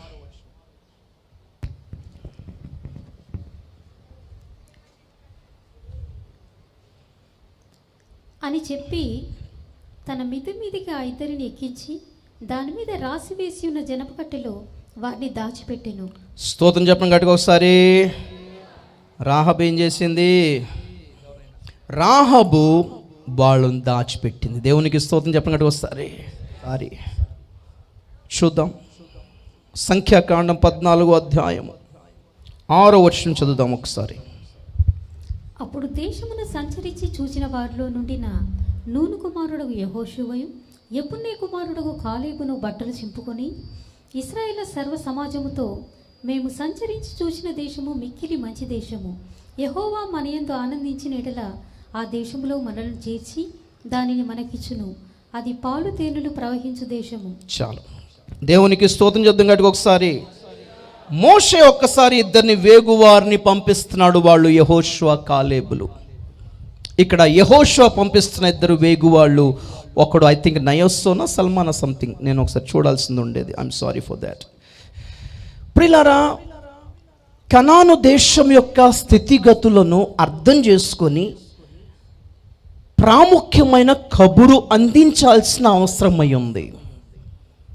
మోషే 12 మందిని పంపించాడు, ఇక్కడ యెహోషువ ఇద్దరిని పంపించాడు. పరిస్థితులను గమనించి వేగు చూసి ఆక్రమించటానికి, జయించటానికి అనుకూలంగా ఉన్న వాతావరణాలు ఏంటో వాళ్ళు తెలియజేయాల్సి ఉంది. అక్కడ మోషేకి యెహోషువ కాలేబులు తెలియజేశారు. మిగిలిన 10 మంది చెడ్డ సమాచారం, నెగిటివ్ కామెంట్స్ చేశారు. కనాను మీద మనుషుల, ఇశ్రాయేలులకు హృదయము ఆసక్తి చూపకుండా, కనాను దేశం వెళ్ళటానికి వాళ్ళు వేగిర పడకుండా, వాళ్ళు ఆశపడకుండా ఆపేశాడు కనాను దేశం. దేవునికి స్తోత్రం చెప్పినట్టుగా వస్తుంది. హల్లెలూయా. మేము 24 గంటలు జనాల హృదయాలు పరలోకం మీదను రాకడ మీదను మళ్ళించడానికి ప్రయత్నాలు చేస్తుంటే, కొన్ని ప్రసంగాలు అలా ఉంటాయి తెలుసా, చాలామంది రాకడ లేదు, పరలోకం లేదు, ఈ లోకం ఈ లోకం ఈ లోకం ఈ లోకం ఈ లోకం. ఏమి సమాచారము తెలియజేస్తున్నాము ప్రియులారా? జూమ్లో ఆ ప్రకటన గ్రంథం 21, 22 అధ్యాయాలు నిజంగా ధ్యానం చేస్తుంటే మీరు నమ్మరు ప్రియులారా, నా ఆశంతా, నా హృదయం అంతా అలా పులకరించిపోయింది ప్రియులారా. నిజంగా ఆ నూతన యెరూషలేము పట్టణం యొక్క వర్ణన ఎంత దివ్యమైనదంటే, కొంచెం కూడా పొరపాటును కూడా ప్రియులారా ఈ భూ సంబంధమైన వాటి మీద ఆశ మీరు కలిగి ఉండరు, పూర్తిగా పోతుంది. దేవుడు అబ్రహాముకి కనాను దేశమే రాసి ఇచ్చిన, ఏం జరిగింది? ఎప్పుడైతే ఆ పునాది గల పట్టణాన్ని చూసేశాడో ఏమన్నాడు అబ్రహాం? దాని కొరకే సిద్ధపడాలని ఆశపడ్డాడు. స్తోత్రం చెప్పండి గట్టిగా ఒకసారి. అదే కావాలని ఆశపడ్డాడు, దానినే చూడాలని ఆశపడ్డాడు, అక్కడికే చేరాలని ఆశపడ్డాడు. ఒక్కసారి చూసేయండి పరలోక సంబంధమైన వస్తువుల యొక్క మహిమేంటో. ఒక్కసారి మనోనేత్రాలు తెరవబడి ఒక్కసారి చూడగలిగితే ప్రియులారా, లోక సంబంధమైన ఆకర్షణ అంతా తెగిపోవాల్సిందే, తెగిపోతుంది ప్రియులారా. దేవునికి స్తోత్రం చెప్పండి కదా ఒకసారి. చెడ్డ సమాచారం అందించిన వాళ్ళును, దేవునికి లోబడని వాళ్ళును, మోషే అహరోనులకు వ్యతిరేకంగా సణిగిన వాళ్ళును, నీళ్లుంటే చాలు, తిండుంటే చాలు, నీళ్లుంటే చాలు, తిండుంటే చాలు, సౌకర్యాలుంటే చాలు, సదుపాయాలుంటే చాలు అనుకున్న ఆ జనమంతా అరణ్యములో రాలి శవాలై తేలితే చేరింది ఎవరు? శ్రేష్టమైన సమాచారం అందించిన యెహోషువ కాలేబులే చేరారు. దేవునికి స్తోత్రం చెప్పండి గట్టిగా ఒకసారి. ఆ ఇద్దరి కోవకు చెందిన వాళ్ళే ఈ ఇద్దరు వేగువాళ్ళు. వాళ్ళను రాహాబు దాచిపెట్టింది. దేవునికి స్తోత్రం చెప్పండి గట్టిగా ఒకసారి. గట్టిగా హల్లెలూయా. ఎవరు దాచిపెట్టబడతారు? యెహోషువ కాలేబుల్లాగా శ్రేష్టమైన సమాచారం అందించే వాళ్ళు దాచిపెట్టబడతారు. ఇక్కడ ఉన్న ఇద్దరు వేగువారిలాగా కనానును స్వతంత్రించుకోవాలనే ఆరాటం కలిగిన వాళ్ళు దాచిపెట్టబడతారు ప్రియులారా. యెరికోలో పరిస్థితులు బాగోలేవు. యెరికోలో రాజు బాగోలేడు. వాళ్ళ సైన్యము, వాళ్ళ కనానీయుల జాతుల వాళ్ళు ఎంత మూర్ఖులో అవి తెలిసినా మన దేవుడు ఎంతో గొప్పవాడు, వీళ్ళని ఇట్టే మనం ఓడించి పోరాడగలమని ఆ ఇద్దరు అక్కడ సాక్ష్యం ఇచ్చారు మోషే దగ్గర. ఈ ఇద్దరు కూడా యెహోషువ దగ్గర ఇదే సాక్ష్యం ఇచ్చారు. దేవునికి స్తోత్రం చెప్పండి గట్టిగా ఒకసారి. కనాను మీద దృష్టి పెట్టుకోండి, దాచిపెట్టబడతారు. కనాను అరణ్యం మీద కాదు. అరణ్యంలో దేవుడు ఎన్ని సౌకర్యాలు ఇచ్చినా గురి లక్ష్యము అరణ్యము కాదు ప్రియులారా. అక్కడే కదా అది మనషే సంతానీయులు వాళ్ళు కొంతమంది ఏం చేస్తారు అక్కడ యోర్దాను అవతల, మా పశువులకి ఇక్కడ చాలా శ్రేష్టమైన గడ్డి దొరుకుతుంది కాబట్టి మేము ఈ నది దాటిపోవడానికి ఇష్టపడటం లేదంటారు. గడ్డి, పశువులకి గడ్డి సమృద్ధిగా ఉంది కాబట్టి యోర్దాను దాటము అంటున్నారండి. గడ్డి కోసం ఉండిపోతారంట కనాను వెళ్ళకుండా. మీ ఆస్తులు చూసి మురిసిపోతున్నారా? ఉద్యోగాలు చూసి మురిసిపోతున్నారా? వెండి బంగారాలు చూసి మురిసిపోతున్నారా? కాలేజీలో సీట్ వచ్చిందని మురిసిపోతున్నారా? కొత్త జాబ్ వచ్చిందని మీరు మురిసిపోతున్నారా? ఎటు కాకుండా పోతాయి. నిజం చెప్తున్నాను పిల్లరా, రిసెషన్ అంటే మీకు తెలియదు కదా. ఏంటనుకుంటున్నారు ఫ్యూచరు? వీటిని చూసి మురిసిపోతున్నారా? ఈ రోజున్న ఉద్యోగం రేపు ఉంటుందో లేదో తెలియదు. ఈ రోజున ఆస్తులు రేపు ఉంటుందో లేదో తెలియదు. మన పేరు మీద ఉన్న భూములు మనకు ఉంటాయో లేదో తెలియదు. మన పేరు మీద ఉన్న ఆస్తులు, ఇళ్ళు మనకు ఉంటాయో లేదో తెలియదు. మన పేరు మీద ఉన్న ఇన్సూరెన్స్లు ఉంటాయో లేదో తెలియదు ప్రియులారా. మనసు వీటి మీద పెట్టుకోకండి, మనసు దాని మీదనే పెట్టుకోండి, దాచిపెట్టబడతారు. దేవునికి స్తోత్రం చెప్పండి ఒకసారి. ఈ ఆస్తులు దేవుడు కాపాడుతాను అనట్లేదు, ఈ భూములు దేవుడు కాపాడుతాను అనట్లేదు, మీ ఇన్సూరెన్స్లు దేవుడు కాపాడుతాను అనట్లేదు, మీ బ్యాంక్ బ్యాలెన్స్లు దేవుడు కాపాడుతాను అనట్లేదు. మీరు గనక మీ దృష్టి పైన కనాను మీద పెట్టుకుంటే మిమ్మల్ని కాపాడుకుంటాడు, మిమ్మల్ని నన్ను కాపాడుకుంటాడు. స్తోత్రం చెప్పండి ఒకసారి గట్టిగా హల్లెలూయా. మనల్ని కాపాడుకుంటాడు, ఈ ఆస్తుల్ని కాదు, మనల్ని ఆస్తిగా భావించి దేవుడు కాపాడుకుంటాడు. దేవునికి స్తోత్రం. ఇంకొక మాట చదువుదాం. ఇర్మియా గ్రంథం 36:26. ఇర్మియా గ్రంథం 36:26. లేఖికుడైన బారూకును ప్రవక్త అయిన ఇర్మియాను పట్టుకొనవలనని రాజవంశస్థుడగు యెరహ్మెయేలునకును అజ్రీయేలు కుమారుడైన షెరాయాకును అబ్దీయేలు కుమారుడైన షెలెమ్యాకును రాజు ఆజ్ఞాపించెను గాని యెహోవా వారిని దాచెను. స్తోత్రం చెప్పండి ఒకసారి. యెహోవా వారిని దాచెను. చూడాలి, స్టోరీ అంతా తెలుసు మీకు, ఇర్మియా గ్రంథం అంతా తెలిసి ఉండొచ్చు. ఈ 36వ అధ్యాయంలోని స్పెషాలిటీ ఏంటంటే గమనించాలి. రాజైన యెహోయాకీము ఇర్మియాని కాళ్ళు చేతులు కట్టించి బంధించి పెట్టించాడు ఎక్కడో. కానీ దేవుడు దర్శనం ఇచ్చేమన్నాడు తెలుసా? నువ్వు ఒక గ్రంథం రాయి, యెరూషలేము మీదకి వచ్చే నాశనం గురించి రాయి, యెహోయాకీం మీదకి వచ్చే నాశనం గురించి రాసి పంపించు అన్నాడు. పాపం చేతులు బంధకాలు ఉన్నాయి కదా. బారూకుని పిలిపించాడు ఇర్మియా. బారూకు దేవుడు చెప్పిన మాటల గురించి రాసి పెట్టినా అంటే పాపం రాసి పెట్టాడు. ఆ గ్రంథం అంతా రాసి పెట్టించి ఇర్మియా పంపిస్తాడు, రాజుకు చదివించు అని. పాపం బారూకు వెళ్ళి రాజు అనుచరులకి వినిపిస్తాడు. వాళ్ళు బెంబేలు ఎత్తిపోయి కంగారు పడిపోతారు. కంగారు పడిపోయి ఆ గ్రంథం తీసుకొని రాజుకు చదివిస్తే రాజు ఏం చేస్తాడు తెలుసా? దాన్ని కోసి, చిన్న చాకుతో కోసి ఆ పేపర్లన్నీ తన ముందు కాలుతున్న కుంపట్లో కాల్చేస్తాడు. దేవుని వాక్యాన్ని, దేవుని ప్రవచన వాక్యాన్ని, దేవుని గ్రంథాన్ని, దేవుని హెచ్చరికలను అతడు నిప్పులో తగలబెట్టేస్తాడు. తగలబెట్టేసి ఇర్మియాని బారూకుని పట్టుకొని చంపేస్తాను అంటాడు యెహోయాకీం. అప్పుడు దేవుడు వీళ్ళిద్దరిని దాచెను. దేవునికి స్తోత్రం చెప్పండి గట్టిగా ఒకసారి. ఎవరు దాచిపెట్టబడిన వాళ్ళు? హెచ్చరిక చేయు వాళ్ళు దాచిపెట్టబడతారు. మోమాటం లేకుండా సత్యాన్ని ప్రకటించే వాళ్ళు దాచిపెట్టబడుతున్నారు ప్రియులారా. రాజు అయితే ఏంటి, మంత్రి అయితే ఏంటి, మోమాటం లేకుండా దేవుడు చెప్పమన్నది సూటిగా, మోమాటము లేకుండా ధైర్యముగా చెప్పగలిగిన వాళ్ళే దాచిపెట్టబడిన వాళ్ళు ప్రియులారా. ఎప్పుడైనా బైబిల్లో దేవుడు చెప్పే ప్రార్థన అవసరతలు ఎప్పుడైనా చూసారా? దేవుడు ప్రస్తావించిన ప్రేయర్ రిక్వెస్ట్లు, మన దగ్గర చాలా ప్రేయర్ రిక్వెస్ట్లు వస్తాయి. పెళ్లి కోసం ప్రార్థించేయండి, ఉద్యోగం కోసం ప్రార్థించేయండి. అదేంటో ఈ గవర్నమెంట్లో చూడాలి, గవర్నమెంట్ ఉద్యోగం ఎంత కావాలంట, ఎంత నమ్మకం గవర్నమెంట్ అంటే. మిగిలిన వాళ్ళు అసలు బతకట్లేదు భూమి మీద అన్నట్టే. మరి ఏంటో గవర్నమెంట్ ఉద్యోగమే కావాలి. చాలా ప్రార్థన అవసరతలు ఉంటాయి. కానీ బైబిల్లో ఒకసారి గమనించండి, పౌలు గారు చేసిన ప్రార్థనలు కానీ, పౌలు గారు ప్రస్తావించిన ప్రార్థన అవసరత కానీ.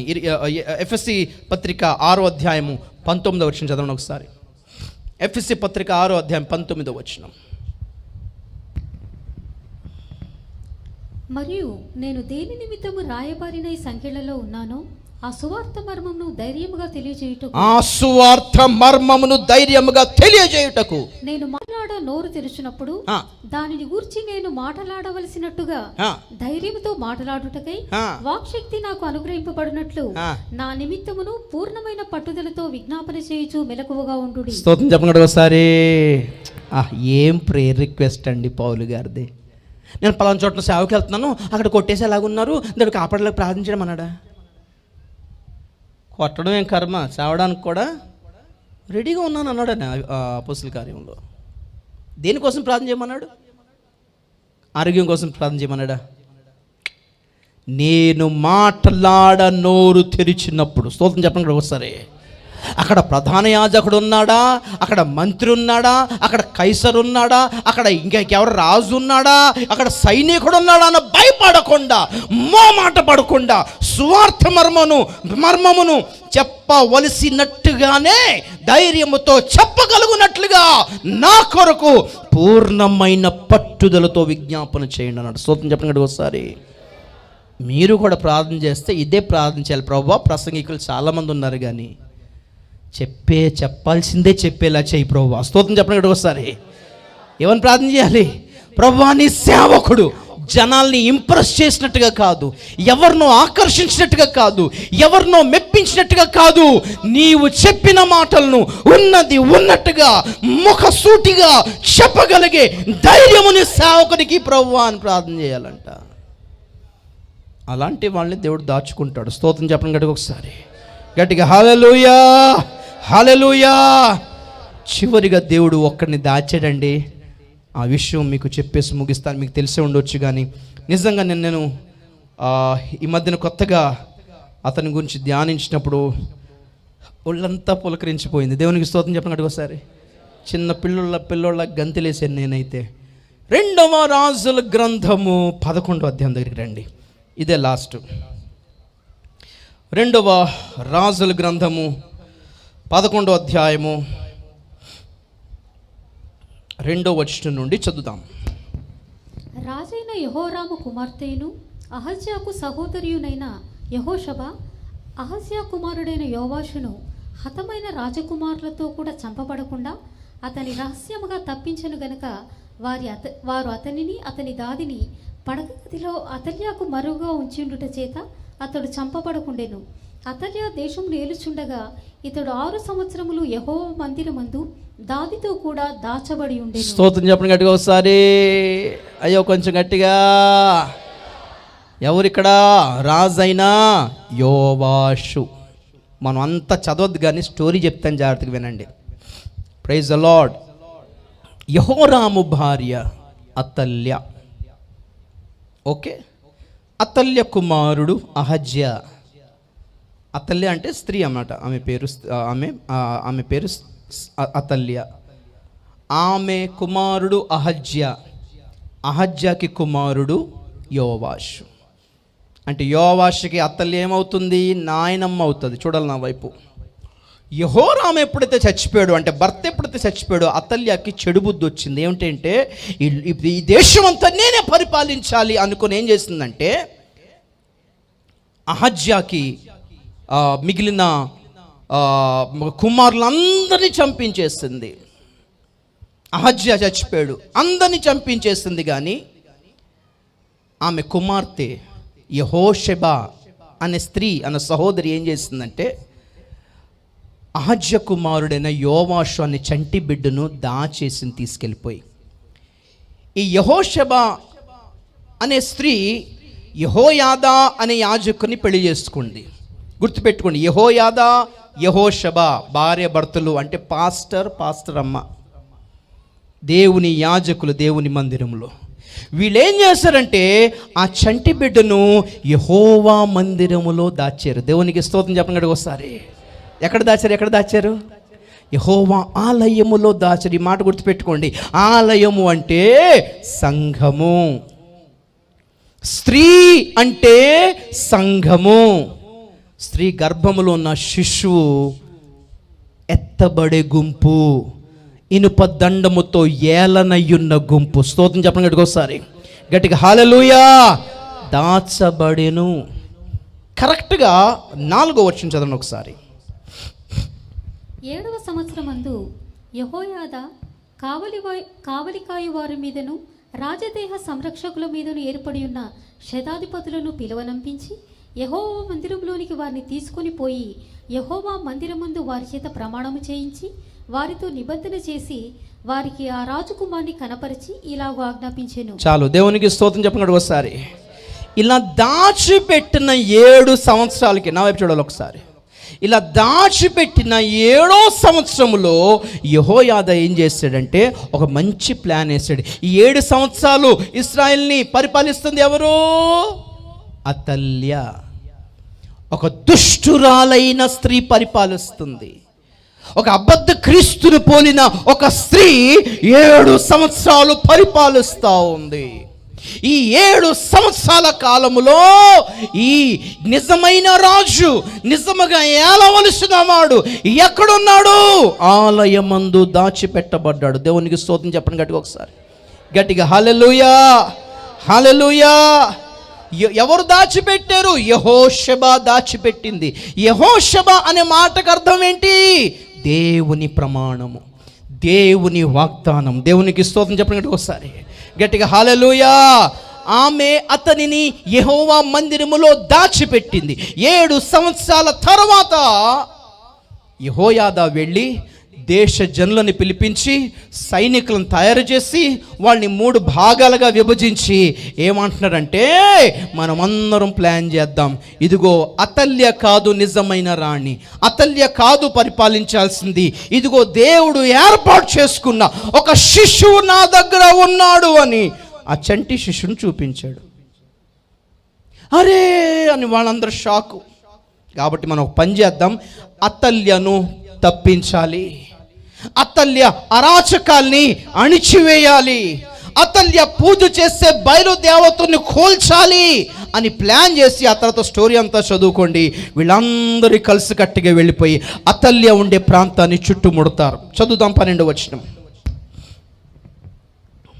అప్పుడు యాజకుడు రాజకుమారుని బయటకు తోడుకొని పోయి అతని తల మీద కిరీటం పెట్టి ధర్మశాస్త్ర గ్రంథమును అతని చేతికిచ్చిన తర్వాత వారు అతని పట్టాభిషిక్తునిగా చేసి చప్పట్లు కొట్టి రాజు చిరంజీవి అగునుగా కని చాటించిరి.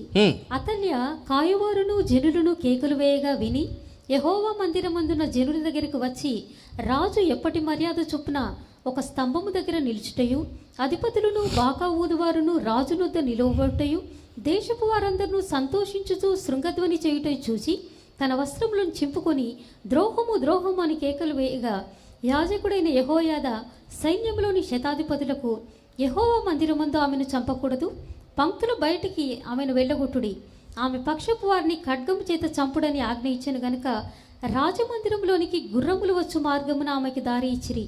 ఆమె వెళ్ళిపోగా వారు ఆమెను అక్కడ పట్టుకొని చంపిరి. దేవునికి స్తోత్రం చెప్పండి ఒకసారి. ఈ అధ్యాయం అంతయు అలాగే 2వ దినవృత్తాంతం 22-23 అధ్యాయాలు కొడతారో చదువుకోండి. అద్భుతమైన సంఘటన, సంఘం ఎత్తబడుట, 7 ఏండ్ల మహాశ్రమల కాలము, అబద్ధ క్రీస్తు పరిపాలన, 7 ఏండ్ల శ్రమల ముగింపులో ప్రభువు బూరలతో. దేవునికి స్తోత్రం చెప్పండి ఒకసారి. 7వ బూర ఊదగా రాజులా దిగి వచ్చుట. మొత్తం ఒక పిక్చర్ కనిపిస్తుంది మీకు. మరుగుగా ఉన్న ఈ శిశువును యెహోయాదా ముందుకు తీసుకొచ్చి అందరి ముందు పట్టాభిషేకం చేసి ఇప్పుడు కేకలేయండి అబ్బాయి అనగానే రాజు చిరంజీవి అగునుగా కానీ వీళ్ళు కేకలేస్తుండగా అతల్యతో ఉన్న అనుచరులను వాళ్ళ రాజమందిరములో ఈ కేకలు విని ఆశ్చర్యపోయి బయటకు వచ్చి చూస్తే ఈమెకి తెలియకుండా ఈ పిల్లోడు రాజు అయిపోయాడు. చూసింది. దేవునికి స్తోత్రం. అమ్మో అమ్మో ఎంత ద్రోహం అని కేకలు వేయగా అందరూ కలిసి ఆమెను తరిమి యెహోవా మందిరం బయట ఆమెను చంపేస్తారు. చంపేసిన తర్వాత 18వ వచనం చదవండి. అప్పుడు దేశపు జనులందరూ బయలుగుడికి పోయి దానిని పడగొట్టి దాని బలిపీఠములను ప్రతిమలను చిన్నాభిన్నములు చేసి బయలునకు యాజకుడైన మత్తానును బలిపీఠముల ముందర చంపివేసిరి. మరియు యాజకుడైన యెహోవా మందిరమును కాచుకొనుటకు మనుషులను నియమించారు. స్తోత్రం చెప్పండి ఒకసారి. ఇదంతా ఏంటనుకుంటారు? అతల్యాన్ని చంపడం, అతల్య అనుచరులను చంపడం, అతల్య నిలబెట్టిన బయలు దేవతా స్తంభమును గుడిని కూల్చటం, ఆ బలిపీఠల్ని పడేయడం అర్మెగెద్దోను యుద్ధానికి గుర్తుగా ఉంది. కామన్వెల్త్ గేమ్స్ మొదలయ్యాయి, చూసారో లేదో. ఈ స్టార్టింగ్ సెరమనీలో, ఆ గేమ్స్ యొక్క ప్రారంభ సెరమనీలో చాలా విశాలమైన ఒక దూడను, ఒక ఎద్దునో బర్రెనో మొత్తం మీద నిలబెట్టి దాని చుట్టూ గంతులేసి నాట్యం ఆడుతున్నారు. మొత్తం క్లియర్గా ఏం కనపడుతుందంటే బయలు దేవతను పూజిస్తున్నట్టుగా కనపడుతుంది. కామన్వెల్త్ గేమ్స్ అండి. ఇప్పుడు ఒలింపిక్స్ ఎలాగో ఈ కామన్వెల్త్ గేమ్స్ అలాగా ఇండియా 5 గోల్డ్ మెడల్ సంపాదించింది ఇప్పటికే. ఈ గేమ్స్ ఇవన్నీ ఏంటి? బయలుదేవతను పూజిస్తున్నారు అక్కడ.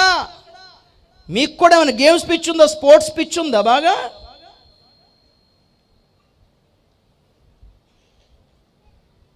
సంపాదించారు. ఇండియా గోల్డ్ మెడల్ కొన్ని వచ్చినాయి కూడా. ఇదేనా మీరు కావాలనుకుంటున్న ఉన్నతి? ఇదేనా? మార్మన్స్ రక్షణ అక్కర్లేదు.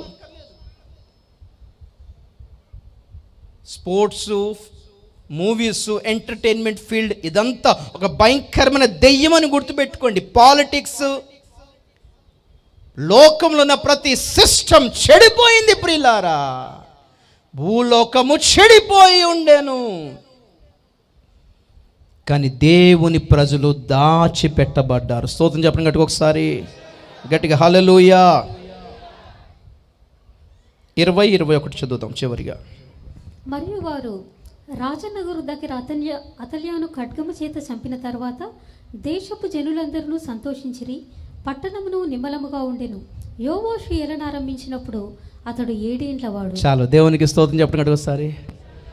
యోవాషు ఏలనారంభించినప్పుడు ఎంత వయసు? శిశువు, చిన్న పిల్లోడు. ఏం చదివాం మనం ప్రకటన గ్రంథంలో? సమస్త జనములను ఇనుపదండముతో ఏలనయున్న మగ్గ శిశువు. దేవునికి స్తోత్రం చెప్పడం గట్టిగా ఒకసారి. ఆమె దేవుని సింహాసనం నొద్దకు కొనిపోబడెను. సంఘము కొనిపోబడిన తర్వాత 7 సంవత్సరాలకి మరలా భూమి మీదకి దిగొస్తాం. దేవునికి స్తోత్రం చెప్పడం గట్టిగా ఒకసారి. అప్పటికి ఎలాగుంది? అర్మెగెద్దోను యుద్ధం జరిగిన తర్వాత మొత్తం నిమ్మళిస్తే అది 1000 ఏళ్ల పరిపాలన. యేసుతో పాటు సంఘము ఏలబోతుంది ప్రియులారా. ఈరోజు వర్తమానం ఇదే. దేవుడు 7,000 మంది ప్రవక్తలను, భక్తులను దాచిపెట్టుకున్నాడు. 100 మంది ప్రవక్తలను దాచిపెట్టుకున్నాడు. దేవుడు మోషేను దాచిపెట్టుకున్నాడు. దేవుడు యిర్మీయాని దాచిపెట్టుకున్నాడు. దేవుడు 2 వేగువారిని దాచిపెట్టుకున్నాడు. దేవుడు ధనమును దాచిపెట్టుకున్నాడు ప్రియులారా. దేవుడు యోవాషును దాచిపెట్టుకున్నాడు. దేవునికి స్తోత్రం. దేవుని ప్రణాళిక, దేవుని సంకల్పము, దేవుని లక్ష్యము, దేవుని చిత్తము మీ పట్ల, నా పట్ల ఉంటే మనము దాచిపెట్టబడతాం. దేవునికి స్తోత్రం కలుగును గాక. మీ జీవము ఆయనతో కూడా దాచిపెట్టబడి ఉంది. కళ్ళు మూసుకుందాం, ప్రార్థన చేద్దాం. దాచబడి ఉందాం ప్రియులారా. ఎవరు దాచిపెట్టబడ్డారు? దివ్య సుందరుడైతే దాచిపెట్టబడతారు. దైవికమైన సౌందర్యం మనలో ఏదైనా ఆకర్షించబడితే జనాలకి ఏం ఆకర్షించబడాలి? మనలో ఉన్న దైవత్వం ఆకర్షించబడాలి. దివ్య సుందరుడు, దివ్య సౌందర్యం ప్రియులారా. మీలో ఉన్న ఆత్మీయత ఆకర్షించబడాలి. మీలో అందం, మీలో ఉన్న కంఠం, మీలో ఉన్న తెలివితేటలు, మీ దగ్గర ఉన్న ఆస్తులు కాదు ఆకర్షించబడాల్సింది మనుషుల ఎదుట. దివ్య సౌందర్యం. దేవుడు మోషేను అందుకే దాచిపెట్టుకున్నాడు. కనానుకు నడిపించే నాయకుడు దేవునికి కావాలి కాబట్టి దాచిపెట్టుకున్నాడు. వేగువారు శ్రేష్టమైన సమాచారము అందించాలి కాబట్టి దాచిపెట్టుకున్నాడు. మోమాటము లేకుండా, సత్యమును ఉన్నది ఉన్నట్టుగా చెప్పాడు కాబట్టి యెరెమీయాని దాచిపెట్టుకున్నాడు ప్రియులారా. అతల్య రాజ్యమును కూల్చి దేశమును ఆ పాడు రాజ్యము నుండి కాపాడి ఒక శ్రేష్టమైన రాజ్యమును స్థాపించాలి కాబట్టి దేవుడు యోవాషును కాపాడుకున్నాడు, దాచిపెట్టుకున్నాడు ప్రియులారా. బయలునకు మోకాళ్ళునని 7,000 మందిని దాచిపెట్టుకున్నాడు. ఎక్కడా? సూర్యుని ధరించిన స్త్రీ యొక్క గర్భములో ఒక శిశువు దాచిపెట్టబడి ఉంది, మరుగున ఉంది, చాటున ఉంది. ఆ ఘట్ట సర్పము స్త్రీకి విరోధముగా ఏమీ చేయటం లేదు, స్త్రీ మీద కోప్పడటం లేదు, శిశువు మీద కోప్పడుతున్నాడు. శిశువుని మింగాలని ప్రయత్నం చేస్తాడు, కానీ ఆ శిశువు ప్రసవ వేదనతో జయించి ఎవరిని? ఆ ఘట్ట సర్పం యొక్క 7 తలలను జయించి, దాని 10 కొమ్ములను జయించి, దాని తోకను కూడా జయించి సింహాసనమునకు కొనుపోబడింది ప్రియులారా. జయించిన వారమైతే ఈ ఘట సర్పం యొక్క కుయుక్తులన్నిటిని తప్పించుకొని మనం ఎత్తబడతాం. ఘట సర్పం యొక్క కొమ్ములను విరగొట్టి మనం ఎత్తబడతాం. ఘట సర్పం యొక్క తలను చితక్కొట్టి దాని తోకను కూడా చితక్కొట్టి ఎత్తబడతాం ప్రియులారా. తప్పుడు బోధలను, కుయుక్తులను, దుష్టుని బలమును జయిస్తారా? జయించగలరా? మరుగున ఉండి, చాటున ఉండి పోరాడాలి ప్రియులారా. దాచబడి ఉందాం. పబ్లిక్లోకి రాకపోయినా పర్వాలేదు, జనులు మనల్ని గుర్తించకపోయినా పర్వాలేదు, మన పేరు బయటికి వినబడకపోయినా పర్వాలేదు, ఈ ప్రపంచం మనల్ని గుర్తించకపోయినా పర్వాలేదు, గుర్తింపులోకి రావడానికి కోరుకోకండి ప్రియులారా. గుర్తింపులోకి రావాలని, హైలైట్లోకి రావాలని, పేరు ప్రఖ్యాతులు పొందాలని ఆశపడకండి. దేవుని అంబుల పొదిలో దాచబడి ఉందాం ప్రియులారా. పదును పెట్టబడిన అంబులా తయారవుదాం ప్రియులారా. ఎప్పుడు కావాలనుకుంటే దేవుడు అప్పుడు మనల్ని తీసి శత్రువుల గుండెలో కస్సున దిగేలా చేస్తాడు.